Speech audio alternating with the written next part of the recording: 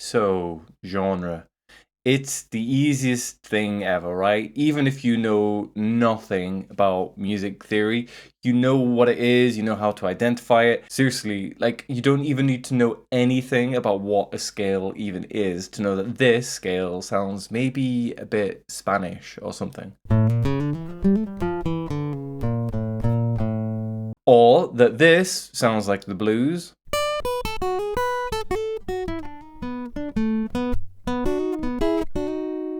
We can even simplify it down to just one chord, like the exact same chord, same pitches, just strummed once, but on 3 different guitars.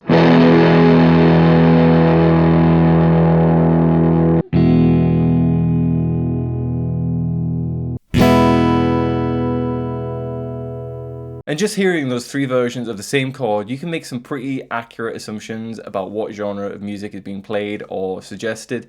We're all able to get these generic classifications right without really much thought at all. It just sort of happens automatically, even for the most casual music listener. It really is that easy.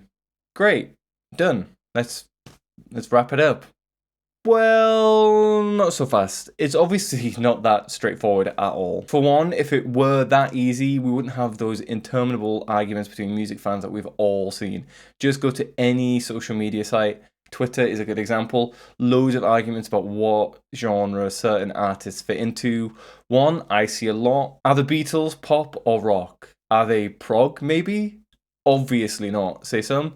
Absolutely yes, at least on Abbey Road, say others. And we all know the gatekeeper fans. It's pretty much standard in some music genres or subcultures to really rigidly police generic boundaries. And it's the favorite activity of the obnoxious music nerd. Think John Cusack and co in High Fidelity. We all know him. At its best, or least bad, this attitude is just a sort of annoying bit of gatekeeping or pedantry. You know, someone might say, no, they're not actually a Norwegian black metal band because they didn't actually burn down a church or murder anyone. Or someone else might say, actually, it's only Delta River Blues if it was recorded on the Mississippi Delta. If it's from anywhere else, it's actually Sparkling River Blues. I think this is often just a bit of an attempt to impress with superior knowledge to show that they know something about the exact specifics of obscure genre categories. But it's probably pretty harmless overall. It usually just leads people into a nigh on endless division of music, into loads of subcategories like, and these are some of my favorite esoteric genres that I found on Rate Your Music: cowpunk, gore noise, stenchcore, scrumpian western. Well, I got a brand new combine harvester. Come on, guys, what are you playing at? At its worst, though, that pedantry can turn into a really quite aggressive dogmatism, an attempt to hold back musical or cultural change or exchange. Think of that guy who shouted Judas at Bob Dylan for, oh my god, using an electric guitar in a folk song. Crazy.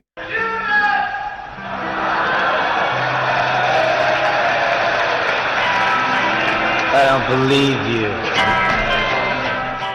Or those blues purists who seem to hate the idea of commercially successful blues music or just updating the style to current tastes. But then, on the other hand, we have those people who completely reject the idea that genre is even really a thing, arguing that it's just a way of artificially distinguishing between styles and sounds, a sort of stylistic segregation that only serves to limit artistic expression. Or even, an attitude I see quite a lot, an invention of record companies use to market music to you. These people, those who don't believe in genre, are likely to say, why can't it all be music, you know? Why does it have to be pigeonholed into these different genres? Surely it's all part of the same thing. Music is music. End of. Maybe we should just live in a genreless world. If genre were as simple as the stupid bit at the start of this video suggested, we probably wouldn't have these two diametrically opposed attitudes, would we? So, who is correct? Is genre so important that we need to have an infinite division of music into a million different subgenres, sub-subgenres, and microgenres? Do we need to have these drawn-out debates about what indie music really is, or what real folk music is, in order to protect what makes these genres unique? Or is genre just made-up nonsense, an unproductive and unhelpful way of drawing boundaries between musical styles just to benefit record companies?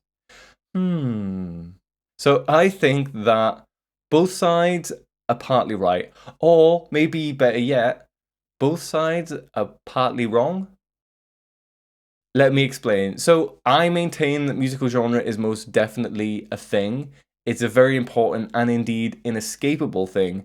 I think, in fact, to take it one step further, that genre is everything in music and art generally, really. I'm not sure if anything in music, musical vocabulary, timbre, instrumentation, vocal, accent and style, arrangement, even something as straightforward as song length.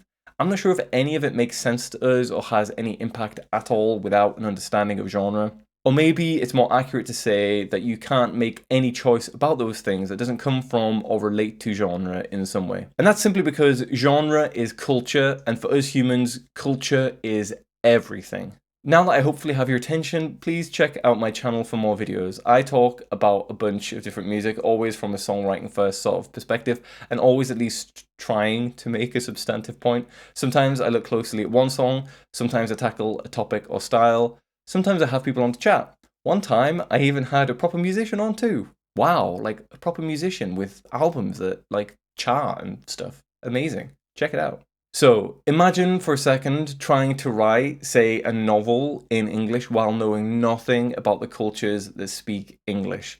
It would be crap. Or maybe it would just be impossible to do at all. Figurative language, metaphors, cultural references, implications, suggestions, euphemisms, these are all so completely baked into language that you need some understanding of a culture in order to properly speak its language. Let's just take a really simple example, the opening sentence of a book that I love, Moby Dick.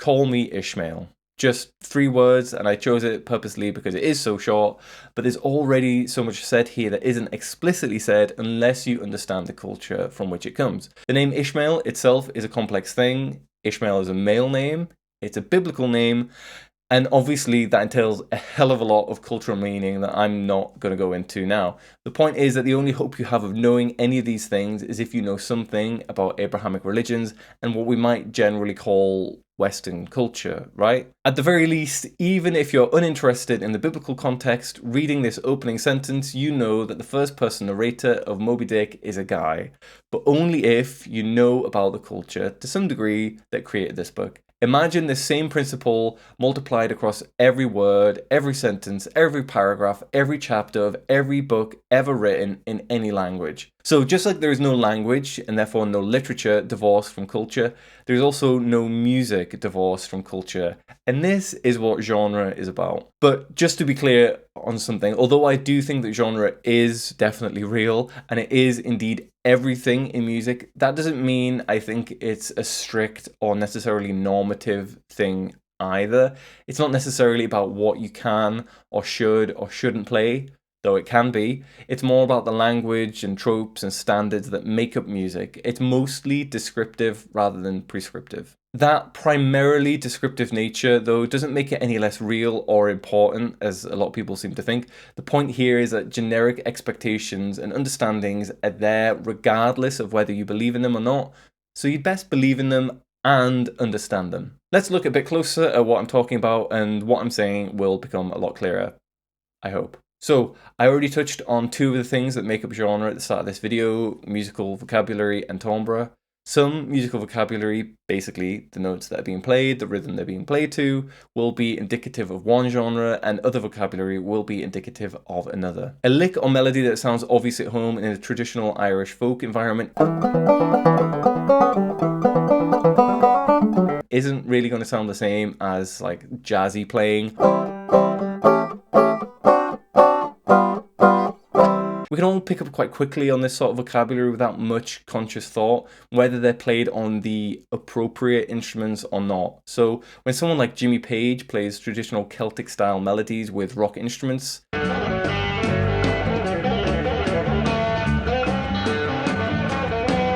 Well, that's precisely what he's doing. Folk vocabulary in a rock idiom. Genre is central to understanding music, even, maybe especially when the genres are being mixed up then. Anyway, we also have timbre. As I showed at the start of the video, sometimes timbres by themselves are strongly suggestive of genre. Certain types of guitar distortion are more at home in some styles than others. Some instruments are found in one musical tradition and not as much in another. Heck, even the way that someone sings or plays, the same instruments across genres is genre dependent.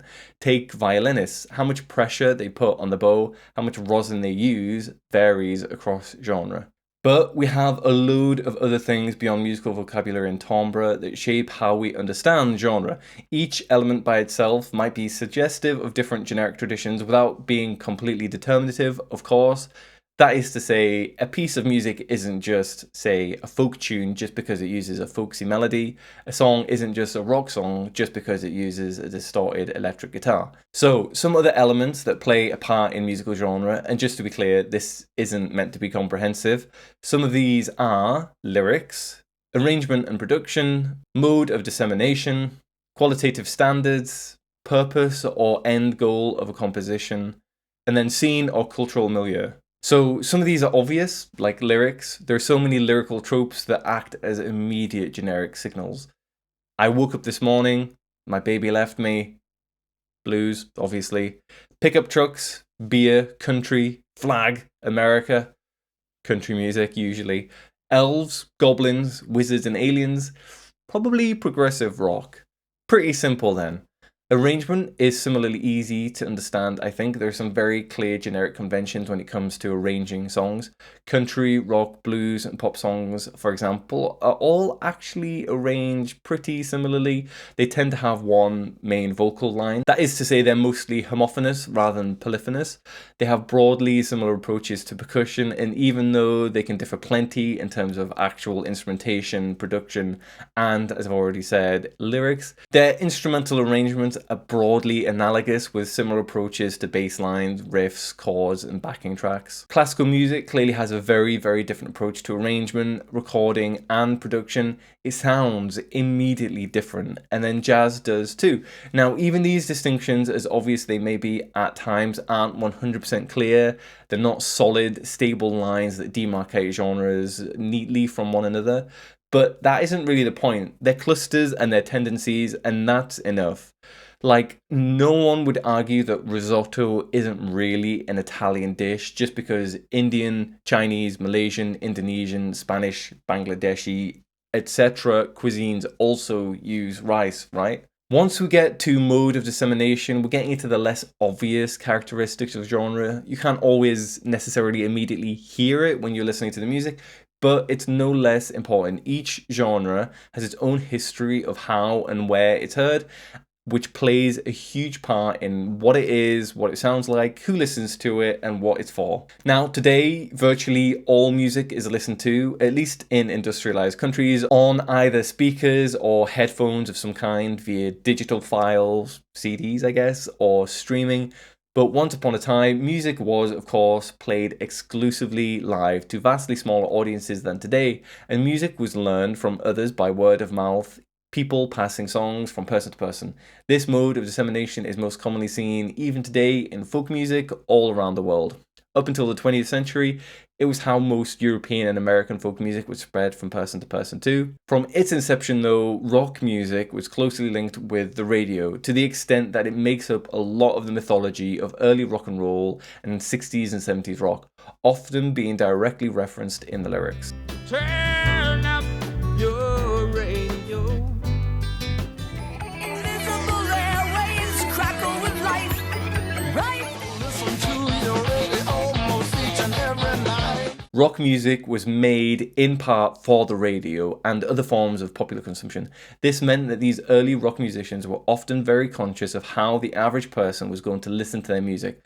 quite often on crappy mono speakers in their cars, at home, or at work, and they mix their music based partly on that understanding. And then, even up to today, different record companies are still known for different genres, and you can still expect to some extent to see different genres on different streaming services. Even here, this isn't just genre as marketing. It takes real expertise to, for example, record a classical symphony properly and in the right space. That's why there are classical record labels. You can't just leave it to any random indie rock label and expect it to come out the same way. The next two on my list are very closely linked, and they're kind of the same thing: standards and purpose. So qualitative standards vary greatly across genres. Taking one example, a good folk musician is very different to a good jazz musician. Heck, I'm sure that there are going to be plenty of jazz musicians who don't consider most folk musicians very good at all.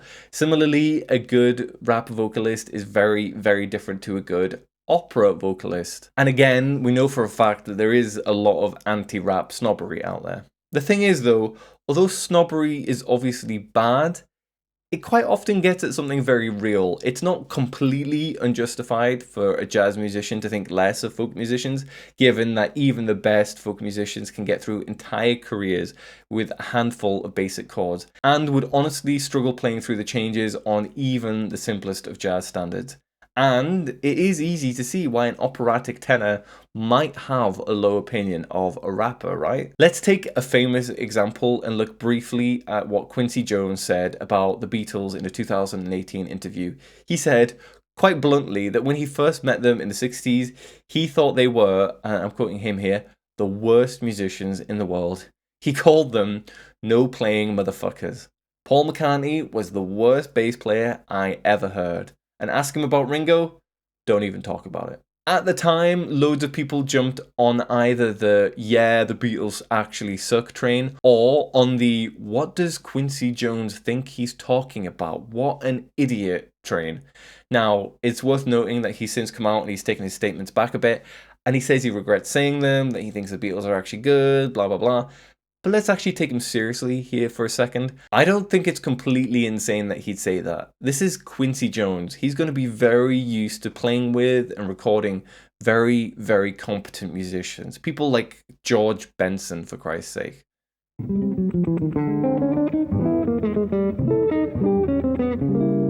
Most musicians that Quincy has worked with, from a purely technical competency point of view, put the Beatles to shame.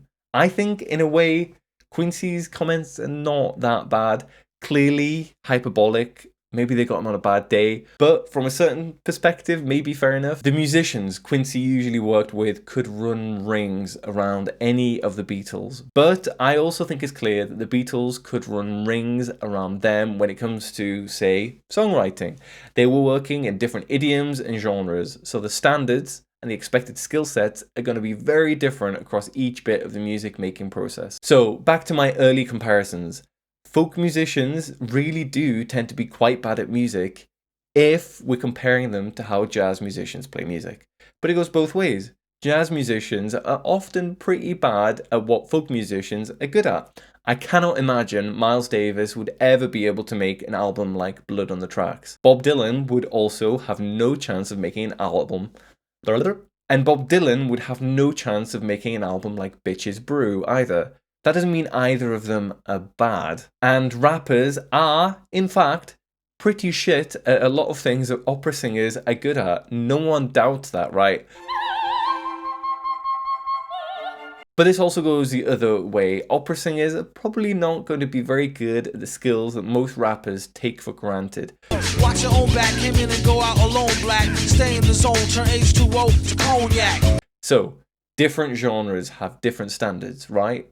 But why? Well, and this, like everything else I'm saying, this is kind of a massive overgeneralization, but the reason that standards vary so much across genres is at least partly down to the fact that different genres are for different things. We all know this, I think, on some level, but it's not always consciously acknowledged. Jazz is many things, and it's obviously hard to generalize perfectly, but it's not going to stop me from trying. But I think it's fair to say that it's often a sort of musical game or like a conversation between musicians. I mean, its roots lie directly in musicians getting bored with playing the same standards time and time again in clubs and trying to make it interesting for themselves. Expectations to this day within jazz directly reflect this origin and history. Folk music, though, is much more about storytelling, history, places, and politics. Because of this, bad lyrics, or maybe just, I don't know, trivial lyrics, are less acceptable in folk music than most genres. Whereas I think it's fair to say that in jazz, lyrics are either completely unnecessary for a lot of jazz, or just honestly, whenever I listen to jazz with lyrics, I feel like there are no lyrical standards. They quite often crap or average, maybe. I don't know. That's just my opinion and based on what I've heard. Either way, sorry. And then, of course, all music is or can be about dancing. That's pretty universal, but each genre has its own traditions of dance, from jigs and ceilidhs in folk to headbanging and moshing. Yes, both of those are forms of dance in rock and metal. Breaking the law, breaking the law, breaking the law. The point is, purpose or end goal is super important with music, and this is inexorably linked with genre. So finally, there's scene, the cultural milieu from which a genre comes.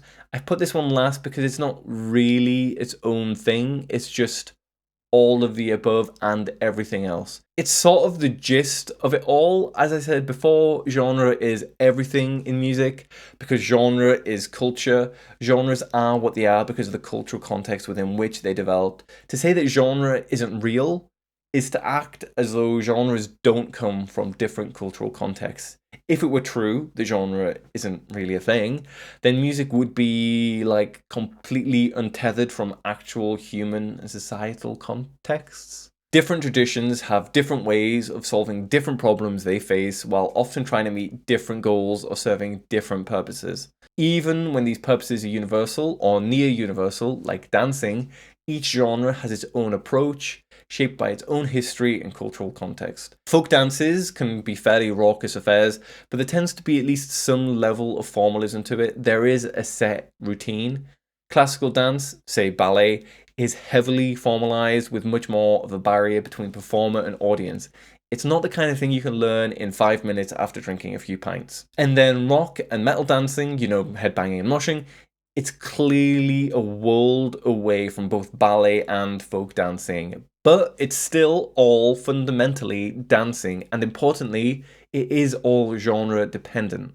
Interestingly, the whole genres aren't really a thing side is probably best represented amongst very, very good musicians. We have Duke Ellington, who said that there are only two musical genres as far as he's concerned, good and bad. Chris Thile, the phenomenal mandolinist and singer-songwriter, has also repeatedly expressed the same opinion, even saying in this 2014 tweet that genre hopping isn't a thing because genre isn't a thing. He's also said he hopes for a genreless world. Jacob Collier has also said somewhat similar things, saying that he doesn't really think in terms of genre at all, and that he doesn't think it's a very useful concept, particularly for his music, which is fair enough.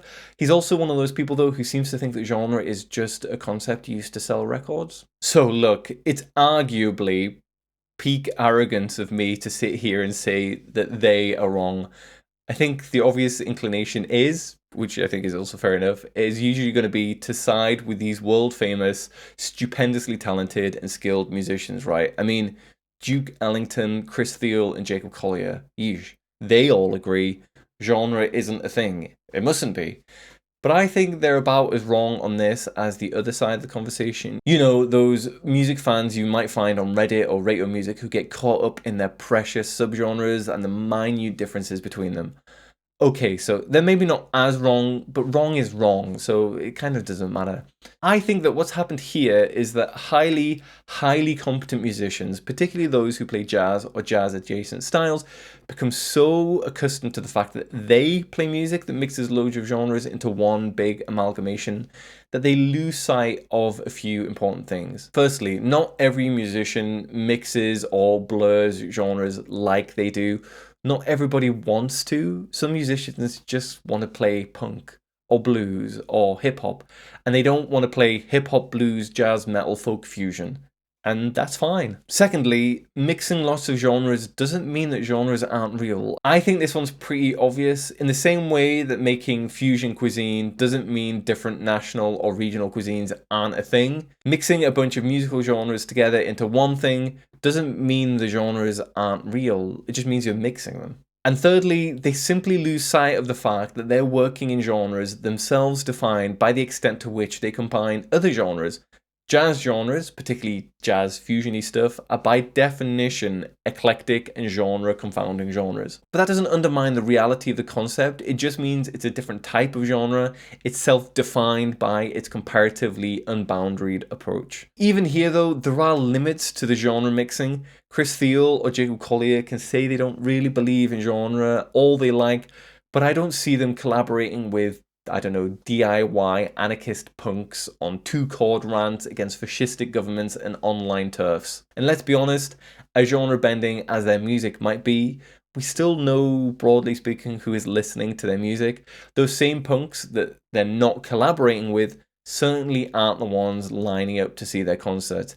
It's mostly folk and bluegrass guys for Chris, and it's mostly jazzers or music school students for Jacob. Which is obviously completely fine, that's great. My point though is that it's all a part of what we call this messy thing that is genre. I think a mistake that these incredible musicians and otherwise genuinely well-informed people make is that they see that genre gatekeeping is bad, which it is.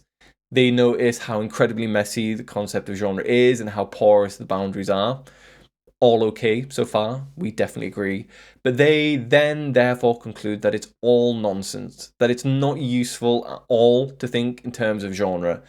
But all I can say to that is, welcome to society, I guess. Welcome to the human race. Welcome to the human race. You know what else is messy, inconsistent, ever-changing, porous, and flexible, but still real? Language, film genre, literary genre, national cuisines, architectural styles, national and regional cultures, national identities, political philosophies, societal expectations of ourselves. Fucking everything, to be honest. Or maybe just everything that's important to people. There always have been and there always will be people who combine genres in new and different ways and who don't sit comfortably within one single genre. To be honest, that's, if not most, then a lot of musicians to some extent. But that doesn't mean they're not working within generic conventions or that they truly transcend genre. Let's just close by looking at the thumbnail I made for this episode. Okay, so these are three very famous musicians, so it's kind of cheating. And maybe, definitely, I am being a bit glib here, but come on, you know what sort of music they play just by looking at them. Like a dragon suit and double neck Gibson guitar, that's rock music. It certainly isn't jazz or folk or punk or disco.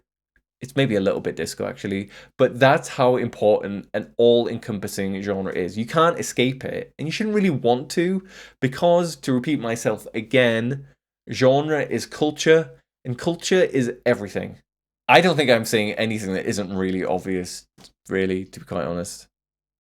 Thanks for watching this video. There's actually another 10 to 15 minutes worth of material that I wrote and then deleted in order to keep this video a reasonable-ish length. So please, if I've missed out anything that you would have liked to hear about, comment below. If you think anything needs clarifying, comment below. If you enjoyed my video, please comment below. Or if you think I'm completely wrong and I am actually an idiot, you get the point. Maybe just comment below.